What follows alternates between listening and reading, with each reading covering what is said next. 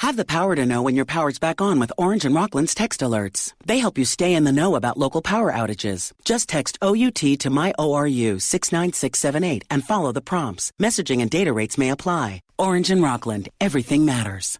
Johnny got a toy golf set when he was 3, and from that day on, he was hooked. All he wanted to do was golf, golf, golf. He'd be on the links before school, after school. All he ever wanted was to go pro. And then, one day, when he was holding his grandson and thinking about his 12 handicap, Johnny realized it just might not happen for him. But you know what did happen for him? He switched to Geico and saved a bunch of money on car insurance. So that was good, and so was hanging out with his grandson. Did you grow up with a NES, PlayStation, Star Wars, cartoons, and 80s TV? Do you like to think who would win in a fight between Batman and the Master Chief? Comics, games, movies, music, and TV. They're gonna tell you everything you need. Superheroes or not, they got your back. They're gonna save the world of geeks.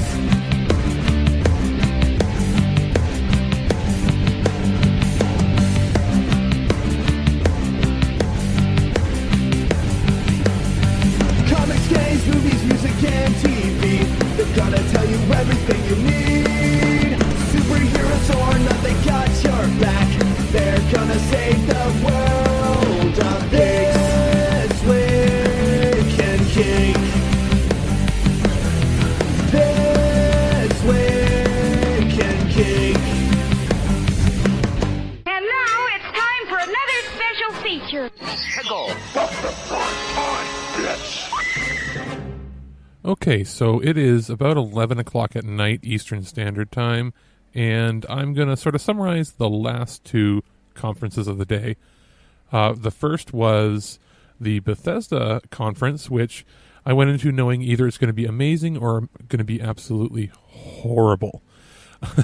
This was sort of a bit of a mixed bag. I'm going to lean more towards the horrible.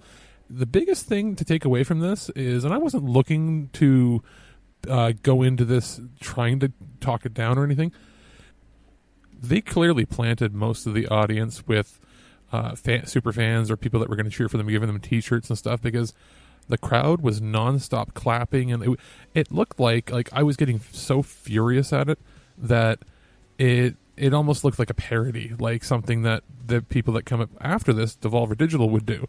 But like every inane, stupid thing they announced, people clapped and gave standing ovations too. They clapped and stood up and screamed and hollered for like cinematic videos that didn't show anything but a couple characters. It was kind of ridiculous. Anyway, what they ended up announcing was they apologized for some things, which they're not going to change anyway from their attitude. The first half of the show was basically all mobile and all the free-to-play microtransaction bullshit from last year, and I think they're going to burn a lot of fans even more than they did last year with these. Now, what did they actually announce? They said, hey, we're not going to actually show off anything for Starfield or the next Elder Scrolls because we don't have anything, and we're not going to for quite some time, meaning they're going to crunch the shit out of it at the end and then eventually shit out something that's not going to be very good.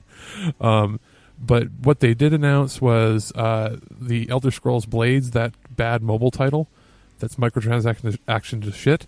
They're going to be bringing that to the Switch as well, and they actually called it Switchblade, which I thought was kind of funny. So it looks like you'll be able to use the controllers, like the Joy-Cons, and in motion mode and in normal mode, and it might be okay as long as you're not willing to spend too much on the microtransactions. So that might be something fun to free to play on it.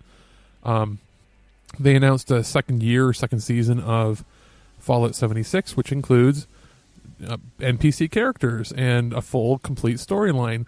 Oh, wait, like it should have had at launch that they purposely went out of the way to say that they didn't do.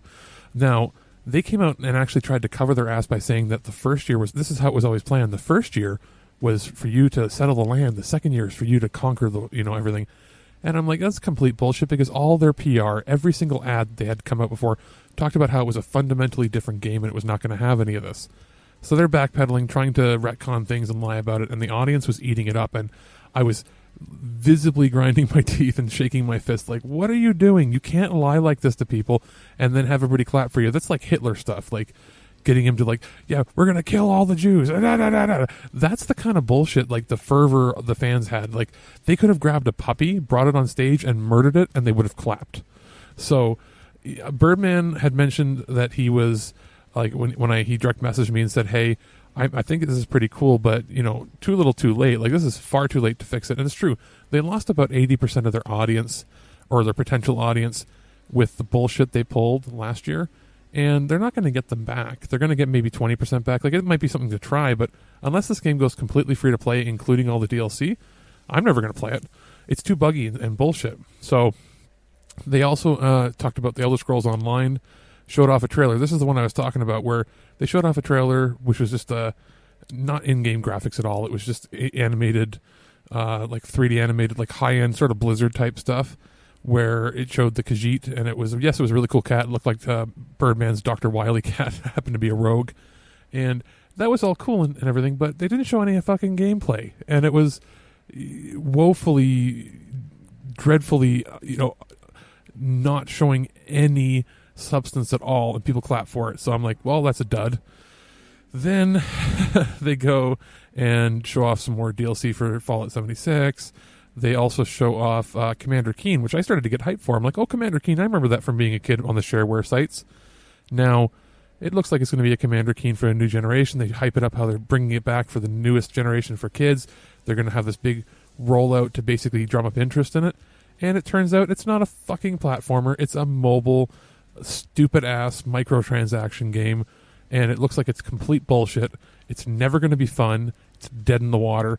It's like they're pandering to China, or they're pandering to a perceived market that doesn't exist. Like, you're going to E3 to show off things to gamers. This is just the kind of game that should have been shown off at, like, the Apple conference or something that shows off mobile gaming, not at E3. So that was pretty disappointing. Then they show off Elder Scrolls Legends Moons of Elsewhere, which is another fucking stupid card game, but it happens to have amazing graphics. Garbage. Just absolute garbage.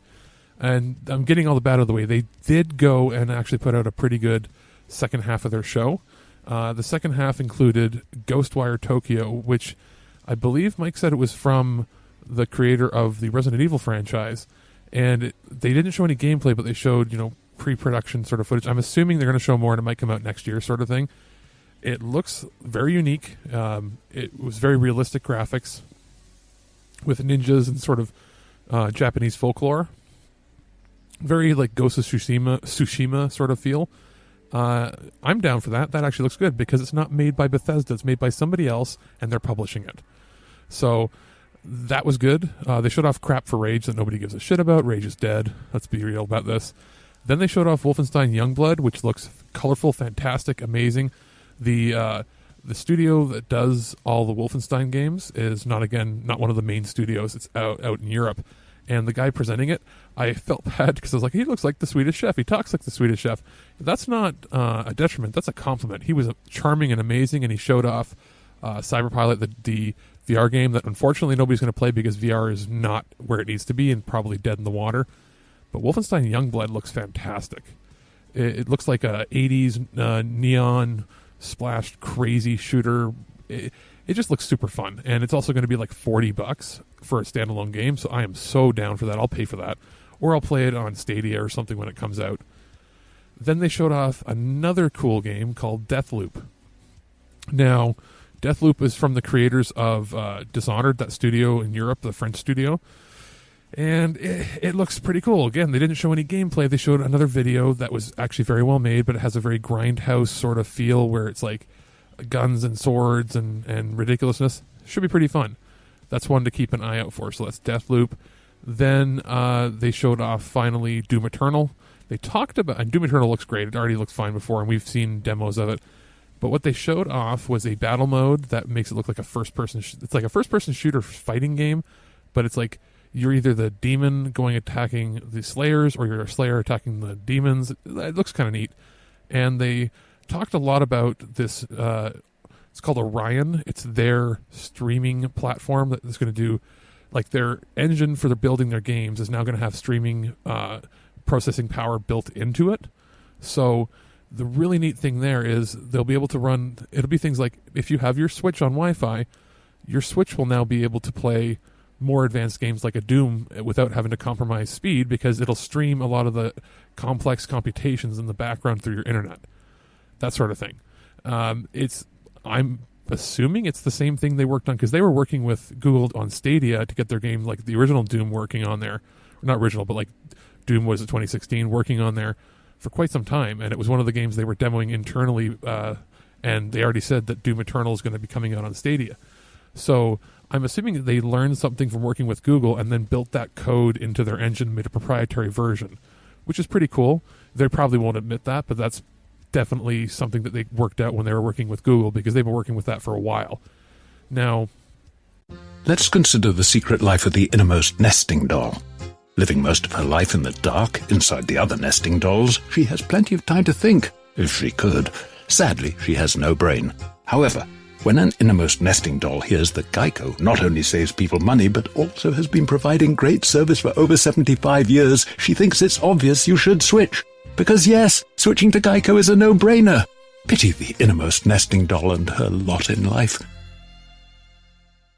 Geico presents Yikes! Another voicemail from your roommate. Sup, roomie? Hey, a pipe burst in the basement. It's completely flooded. Anyway, I called for someone to fix it, but in the meantime, I was thinking we could finally have that indoor pool party we've always wanted. I got some cool swan floaty things already going. Could you pick up some chips on your way home? Later. The Geico Insurance Agency could help keep your personal property protected, like if your roommate isn't the brightest pool float in the flooded basement. Visit geico.com to see how easy it is to switch and save on renter's insurance. Because of this, I know Dodd, like Birdman, had said, hey, I think it's going to be an October release, and I said, dude, I think it's going to be the end of November, because they're going to want to line it up with the Stadia release, and lo and behold, it comes out like a few days after Stadia. So I'm assuming it's going to be a thing where if you're, it's not official, so this is just my opinion, but I'm assuming if you're a Founder Edition owner of Stadia, you'll probably get access to it early by a couple days. And I'm down with that. I think, personally, PC gaming for me is going to be moving completely to Stadia or streaming games, because, unless it's like an indie title, because I don't want to have to keep upgrading my computer. Like what I'm recording, to pull back the curtain back a bit, I'm using an Asus Republica Gamer's laptop from about 5 or 6 years ago that my brother gave me when he upgraded to something new. He just gave it to me as a birthday present this year, and it can do video decoding, video encoding. It's an i7, so it was a pretty good one. It has a 500 gig solid state drive. I'm using it as my recording computer, basically, in my bedroom of the apartment, to record these, because it's good for that, and it's good for very basic gaming, but it can't do really true 1080p gaming anymore. It's too slow for that. But it can do any indie titles, no problem, or any emulated titles or streaming titles, that sort of stuff. It'll be fantastic for that. And my computer, that's my main media rig / hardcore, I say in quotes, gaming computer, it's right now it's running an AMD processor, and I'm looking to upgrade it to the Ryzen series that comes out in July. And it's got I put in a NVIDIA GTX 1050, which can do entry-level 4K, but mostly I got it to do video streaming and editing, and that's good. I got a bunch of, probably 4 or 5 terabytes of hard drives in there. I've got a dedicated Sound Blaster X sound card so that I can I can back up and record my records that I buy. I buy vinyl, clean them up, and then that way I don't have to play them on the record player. I play the exact image of it on my computer in high resolution. So I've got it for that, and that's going to be what I use for the next few years, and I don't want to have to keep upgrading video cards. And with using Stadia, I won't have to, especially for that sort of stuff, because I've got an Xbox One X, I've got a PS4 Pro, I'll be upgrading to the PS5 and whatever the next Xbox is, and I've got a Nintendo Switch to cover. So I've got all my bases covered for reviewing and everything, and playing in the highest quality I can on each of those respective systems. But I've never really been, since high school, a hardcore PC gamer, because I'm not going to invest several $1,000s in a PC every couple years. Whereas this way, even with a Chromecast Ultra, yeah, it'll work. I don't think it's going to be perfect, but I'll be able to have a $300 computer, literally a $300 or $400 computer, because you need to have one that could do the full 4K streaming. You have it $300 or $400, you can have a computer that could then play everything at 4K Ultra HDR maxed out, and still have a really good computer when it comes to video decoding and streaming, or even recording your streams. And that's going to be the best balance. I don't care if I have to spend $11 a month for that. It's a lot better in the long run. Anyway, rant over on that. Doom Eternal looks fantastic. And that's how they closed out their show. So there wasn't anything super special. There wasn't any big premieres. They had a few previews with Deathloop, and as well as Commander Keen was terrible, but Ghostwire and Deathloop look interesting for sure. And that was pretty much it for their show. Fuck them and their manipulative bullshit. Fuck that audience that thought it was fantastic. They can take it right up the ass. I don't give a fuck. That was terrible. Anyway, lightening the mood, the next conference was fan-fucking-tastic. That was the Devolver Digital one. They always do that show that subverts what your expectations are and makes fun of themselves. So that came on. It was a few minutes late starting, but it was on Twitch, and it came on, and it was basically RoboCop themed, because last year the host of their show was destroyed and died, and like they keep continuity between each one. You kind of have to go back and watch 2017 and 2018 to really get a feel for it. Maybe even, I think 2016, maybe, whatever. 2017, 2018. Watch those. They're 20 minutes apiece. Their conferences are more of a presentation. Like, they don't have anybody there, but they pretend that they do, and you're basically watching a 25-minute, like, Adult Swim video that then has them presenting their games in between ridiculous shit happening. So this year was no different, and it was RoboCop themed. There were moments of sliders and Stargate wormholes. There was Cronenberg references to Videodrome. Even, like, we're talking, like, these are pretty obscure Canadian movie, horror movie from the early 80s references that they're throwing into here. So kudos to them. They showed off a few titles, and just the overall feel is just ridiculous Adult Swim infomercial weirdness that you can sort of expect, like Too Many Cooks sort of stuff. So Devolver is probably the closest, as far as developer/presenter goes, the closest to understanding what their audience is and connecting with them. So this is always my favorite, my favorite conference to look at, my favorite presentation. So what they ended up announcing were a few titles, and one of them I really hope is real.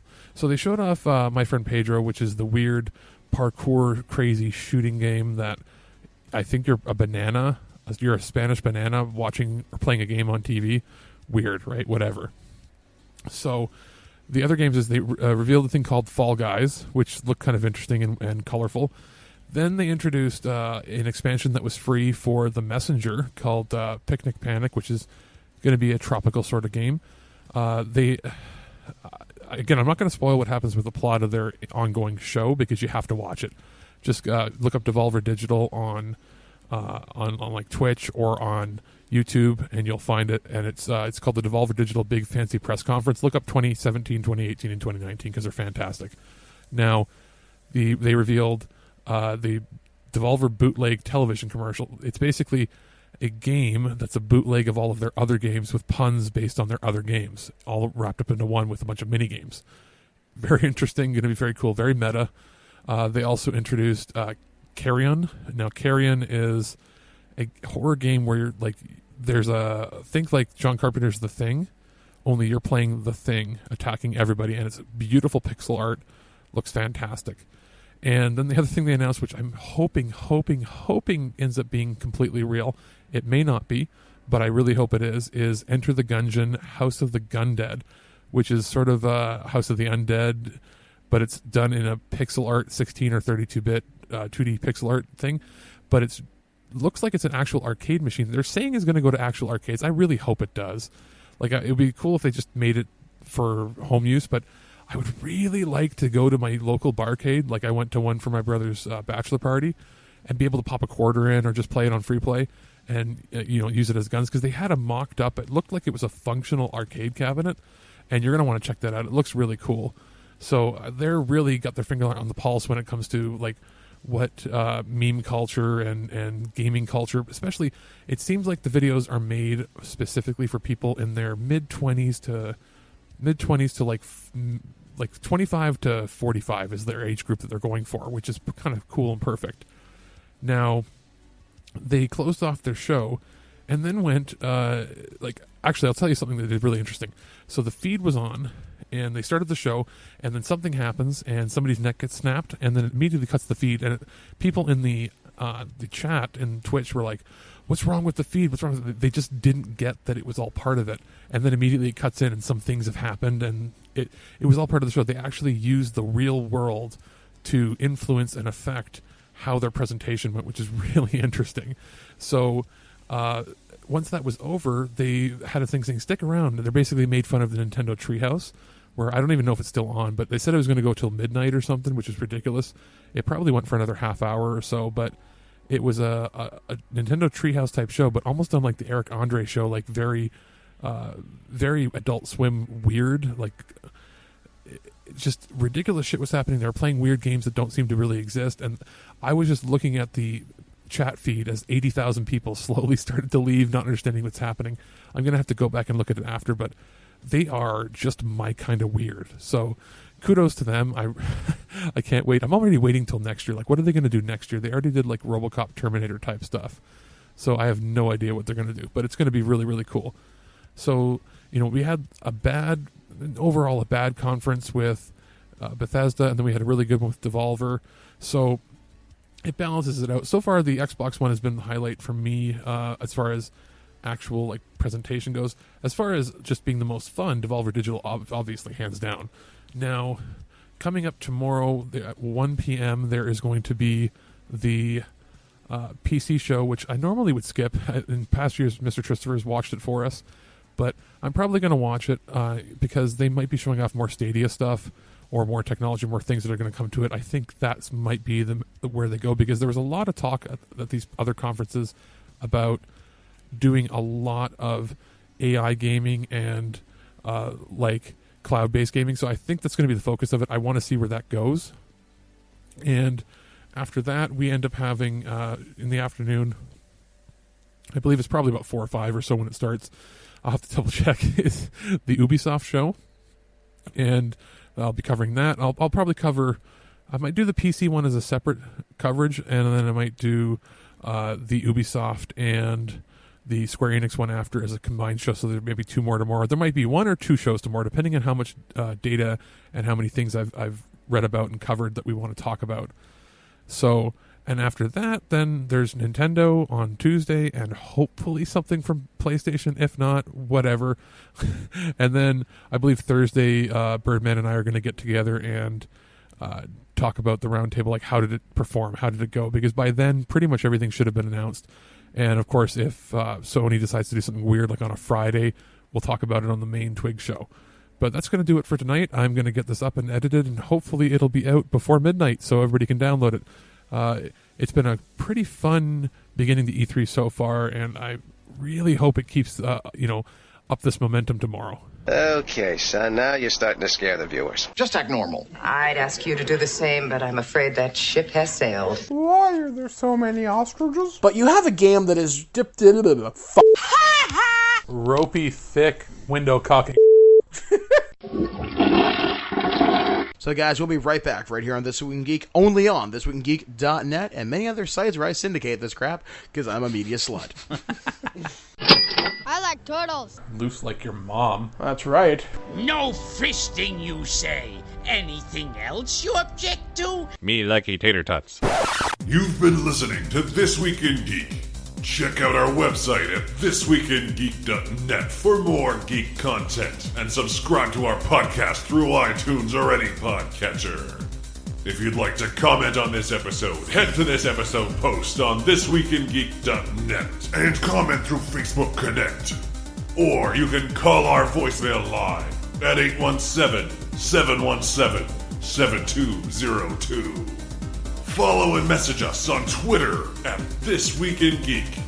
And check out our Instagram at twig_official_podcast. And if you're the good old-fashioned email type, send us an email at feedback@thisweekingeek.net. We'll see you next time. And remember, lower your shields and surrender your listenership. Genji 2 is an action game which is based on Japanese history. The stages of the game will also be based on famous battles which actually took place in ancient Japan. So here's this giant enemy crab. Octodad Deadliest Catch will stagger awkwardly onto PlayStation 4. Now, although historically accurate, this game does not contain giant enemy crabs. And now, a thought from Geico Motorcycle. It took 15 minutes to take a spirit animal quiz online. Please be the cheetah. Please be the cheetah. And learn your animal isn't the cheetah, but the far less appealing blobfish. Oh, come on. To add insult to injury, you could have used those 15 blobfish minutes to switch your motorcycle insurance to Geico. Geico. 15 minutes could save you 15% or more on motorcycle insurance. Geico presents yet another voicemail from your roommate. Hi. So, about the kitchen. Turns out when there's a grease fire, you're not supposed to throw water on it. Who would have known, right? Anyways, the fire department is here and it's totally cool. Give me a call back when you get a chance.